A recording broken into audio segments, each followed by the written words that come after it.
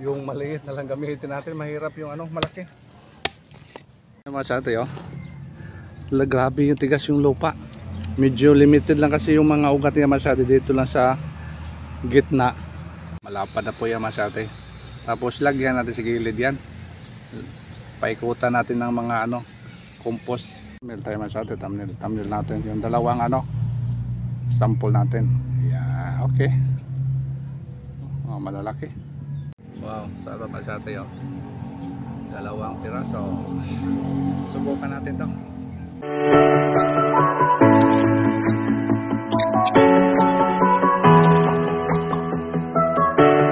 Good morning masyate. Yan. Yung background natin ngayon ano, sa garden tayo. Sa may ano, dito sa bodega natin masyate. Yan. Magandang umaga masyate sa lahat ng palagi nagsubaybay sa aming YouTube channel. Pag farming kasi masyate, maganda kung yung bahay mo dyan lang sa ano, sa area. Tulad nito masyate, umaga pa nandito na tayo sa trabaho, lalo na ngayon yung panahon nga grabe yung init ngayon, kaya maganda madaling araw nandun ka na sa garden. Tingnan nyo masyate yung ano dati, yung ampalaya natin. Ayos na yung ampalaya natin masyate. Kaya gagawin ko ngayon, ayun sa mga ano dyan, sa mga baguhan ba dyan sa aming YouTube channel, don't forget to subscribe, tapos like and share, and then click the notification bell para updated yung masyate. Thank you sa inyong walang sawang suporta sa aming YouTube channel. Thank you. Salamat din sa atin.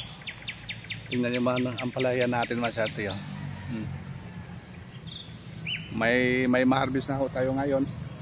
Pwede na. Mga ilang ano, maka-harvest na po tayo masyate, panggamit lang. Kaya ang gagawin ko dito masyate, yung ano natin dito, yung lupa, bungkalin natin yung lupa masyate. Medyo lakihan natin yung ano, habukan natin. Lakihan natin para talaga yung tubig, masipsip yung tubig dun sa ano natin, sa punuan. Sa puno talaga. Tulad nito masyate yun. Kagabi, niligan ko ito kagabi. Mga 4 na tabo yung isang puno. Sobra-sobra sa tubig. Pero maganda lang, lagyan natin ng ano, habukan natin, lakihan ng habok para talaga yung tubig, ma-stack yung tubig sa puno. Panahon ngayon masyado grabe yung init, para makag-survive yung ano natin ang palaya. Sayang na kasi masyado dami na yung bunga, tapos hindi natin maalagaan. Kaya mas mainam na ano, alagaan natin habang malakas yung init. At least may mga stock na tubig masyado. Kahit sa isang araw, isa lang dilig, basta dami lang. Kung pwede, isang balde, yung isang ano, puno, para talaga pag ano, maka-stock ng tubig masyado. Okay masyado, yung gagawin ko dito, anuhin ko muna, habukan ko muna para lakihan natin. Ilagay ko yung puno ito masyado para maka-start po tayo. Ganda sa farming masyado, oh. Nakaka-relax. Medyo mahaba yung ano, oras natin ngayon. Sunday kasi ngayon hindi tayo nakapunta ng Silago. Kaya ginawa ko dito masyado. Dito lang ako sa garden mo lang ngayon. Pupusan ko muna dito para maano to, maalagaan. Pag ibang araw kasi busy tayo, dami tayong ginagawa. Kaya ngayon masyado dito ngayon.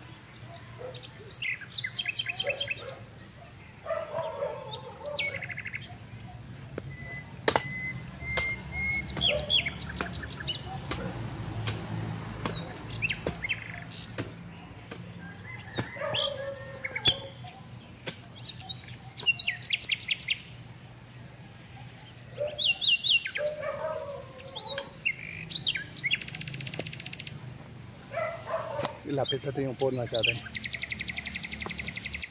Tigas kasi yung lupa dito sa atin, oh. Tigas. Pero dinamihan kasi natin ang dilig, medyo lumambot siya konti.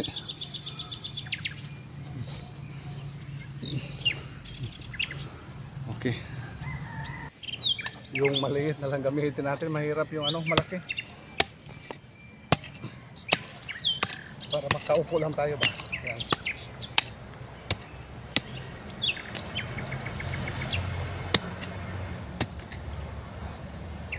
Hindi lang natin sa malapit sa puno kasi yung mga ugat nila masyado layo na.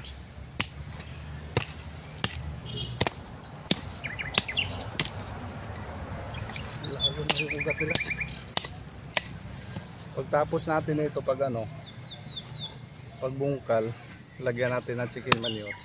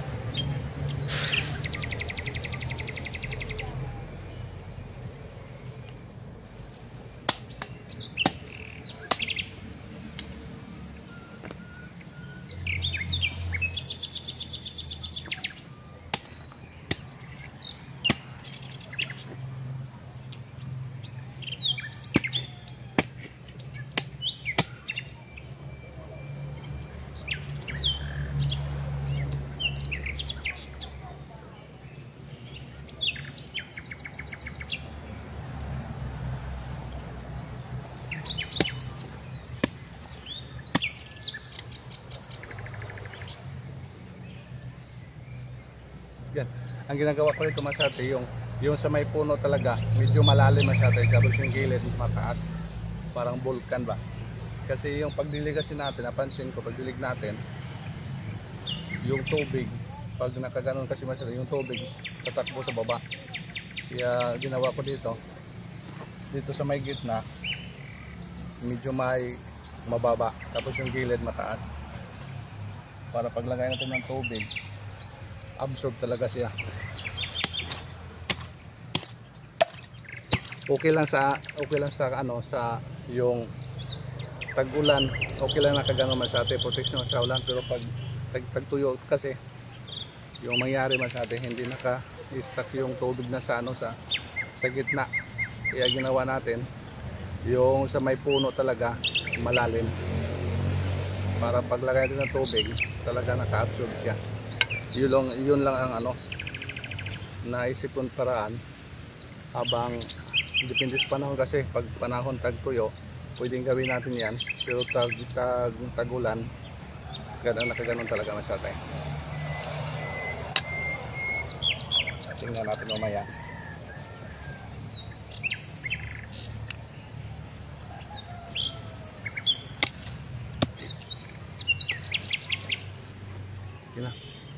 Ito yung mangyayari masyado yan. Yun sa gilid, pinuna natin, malaki. Almost 1 meter yung laki niya. Yan. Tapos yung gitna, ito, bababa. Tapos dito natin ilagay yung compost. Tapos paglagay natin ng tubig, at least ma-absorb talaga masyado. papunta yan dito sa gilid. Yung kasi naisip ko kasi grabe yung init ngayon. Kailangan nating gawa tayo ng paraan para maano yung tubig masati, diyan lang talaga yung tubig na stuck siya sa may puno banda. Para hindi masayang yung pag-ano natin dito. Sayang kasi yung natin dito. Nag-start na pong bunga, dami na pong mga bunga sila. Kaya sakto to natin alagaan.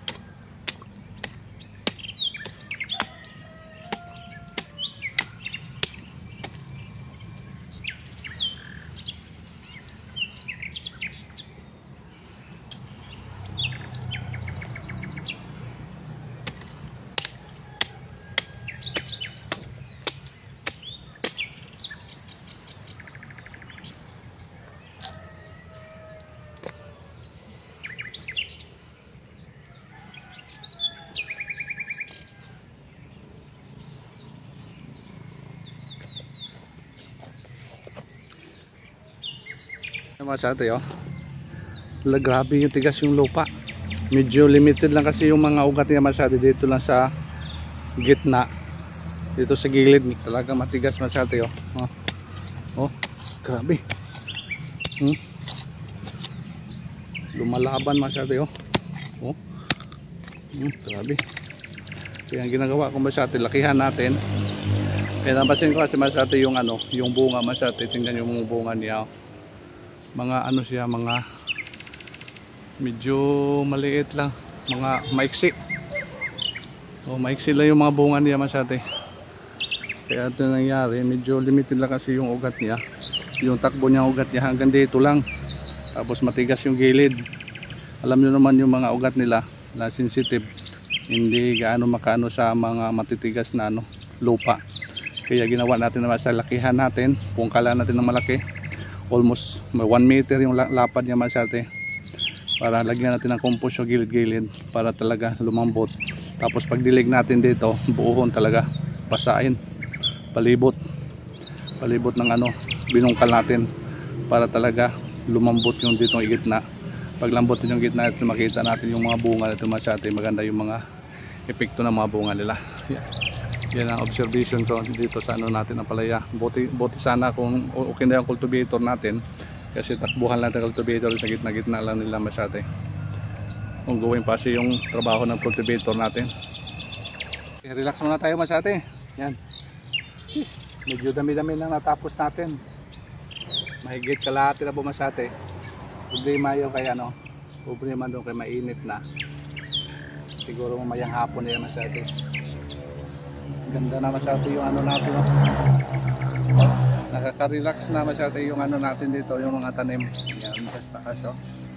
Gumagapang na sila. Tapos may mga bunga na. Yun ang kagandahan, may mga bunga na. Medyo maano tayo, relax na tayo masyado pag nakabunga. Kaya pag sikapan natin masyado na gumanda yung ano natin tanim dito. Sayang yung ano natin, yung net. Saka yung preparasyon natin. Pag hindi natin alagaan, kaya alagaan natin mabuti ito masyado. Bigyan natin ng oras, kahit lang mga ilang oras lang araw-araw. Kaya masyado para ano lang, pag mamasid lang sa mga tanim natin dito, yung ginagawa natin dito masyado. Kaya maya-maya konti masyado, mag-harvest tayo, tikman natin masyado yung ano, mayroon na kasi ma-harvest tayo dito. Yan, subukan natin masyado, tikman natin yung pinagsikapan natin, pinaghirapan natin masyado. Init. Alas 8 pa ngayon masyado. Kanina pa tayo mga alas 6, alas 5:30 pa rin tayo dito. Kaya medyo ano na, mainit masyado. Kaya relax mo tayo dito sa ano natin. Dito sa ilalim ng mga tanim natin langka.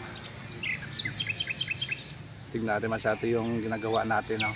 Malapad na po yan masyado. Tapos lagyan natin sa gilid yan. Paikutan natin ng mga ano, compost para hindi na gaano lumayo yung mga ano natin, mga ugat. Yan lang siya lang, malapit lang masyado. Tapos mamaya masyado yung mga may mga bunga na po yan dyan.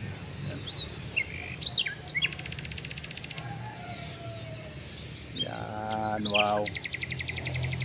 Nakaka-relax na. Grabe yung ano, init oh. Blue na blue yung ano, sky.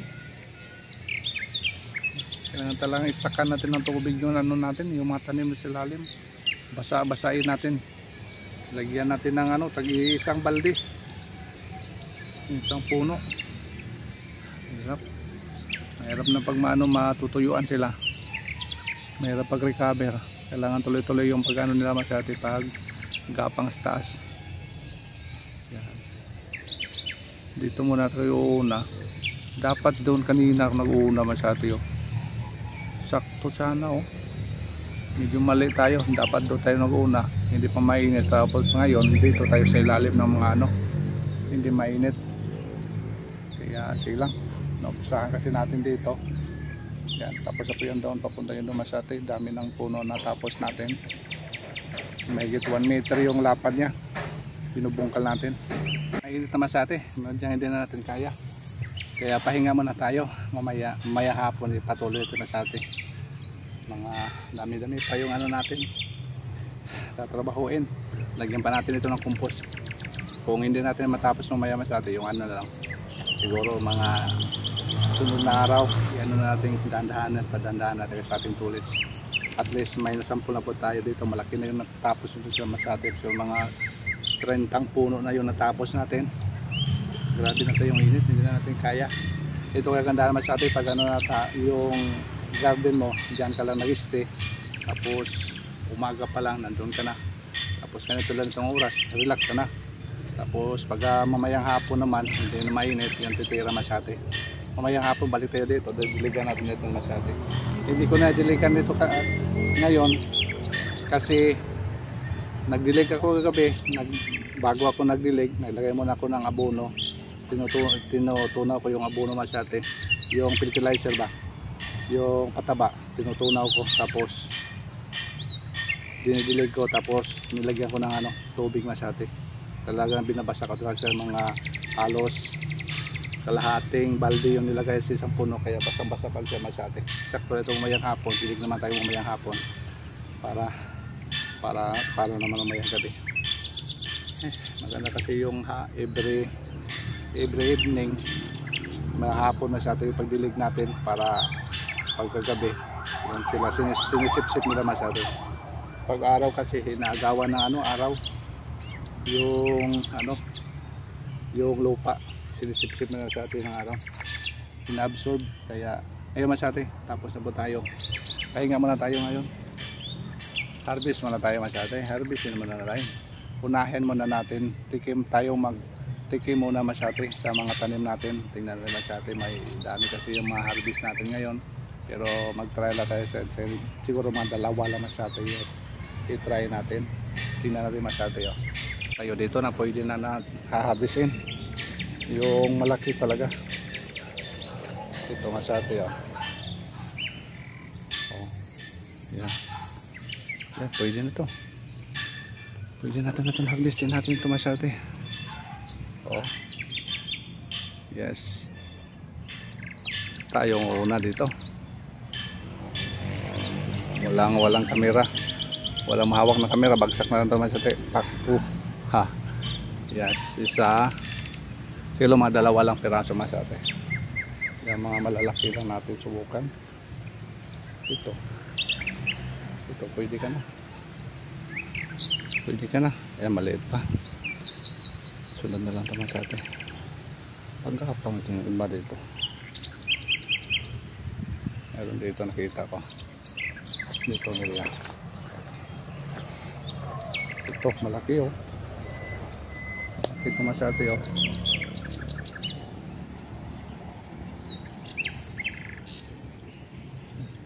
isa sur malaki dito. Dalawa lang kunin natin. Ito malaki, jumbo ito maliit na Masate. Yung isa hindi na muna yung isa. Ito lang muna, subukan natin, dalawa lang piraso. Okay.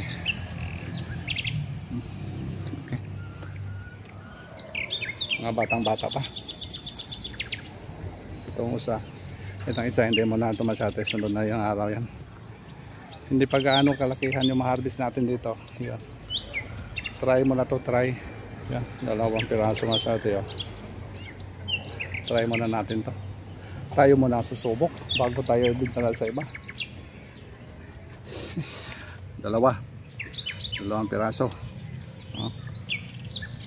Hindi mahabang klase ito yung natin Masate, yung baga jumbo lang siya Masate. Hindi siguro to yung haba na klase. Yung mga malalaki malulusog grabe. Wow. Thumbnail tayo Masate, thumbnail natin yung dalawang sample natin. Yeah, okay. Malalaki. Hindi pa natin nagalaw dyan Masate. Hayaan muna natin yan, papahinga muna natin. Wala nang mais. Katulad din sa rooftop natin, ubos na po yung mais daw Masate. Nahirapan tayo yan pagbungkal kung mano-mano. Medyo matagalan tayo Masate. Kailangan natin kung matapos yung cultivator natin, yung titirahin natin. Sakto lang, magsidling siguro tayo ngayon. Talong kasi naisipan ko dyan, talong lahat. Mag-ano muna ko, magsidling mo sa 1 month. Sakto yan man, 1 month. Sakto malaki na yung sidling natin. Yung pag-ano natin, pagtanim dyan. Habang yung ampalayahan natin dito, ongoing to pa sa atin, pagbubunga rin yung ampalayahan natin dito. Gapa na sa taas, yan. Nakatikim na tayo, tikman na natin ito mamaya. Kaya ito yung abangan naman natin, yung abangan naman ng area yan. Wow, sarap magkatay oh. 2 piraso. Subukan natin to. Lagyan natin ng itlog. Yan tayo sa pagluto ito sa ating itlogan. Pwede natin inihaw masate, sarap din to. Tapos sausaw lang sa sa may suka. Yan. Pwede yan masate, masarap to. Hindi tayo bilhin, ito na makapunta sa merkado. Dito na tayo, sample na natin to. Subukan natin ngayon. Okay, uwian na tayo masate. Ito muna yung kaganapan ngayong araw. Siguro pag kung may time tayo mayang hapon, balikan natin dito. Kasi nagawa pa tayo masate sa mga natin sa DIY na cultivator para mabungkal na natin dito ng area. Hindi pa kasi nabungkal natin dyan masate, hindi pa natin ginagalaw, pinahinga muna natin para naisipan ko dyan itanim natin yung yung talong siguro. Ubusin natin yan lahat, talong.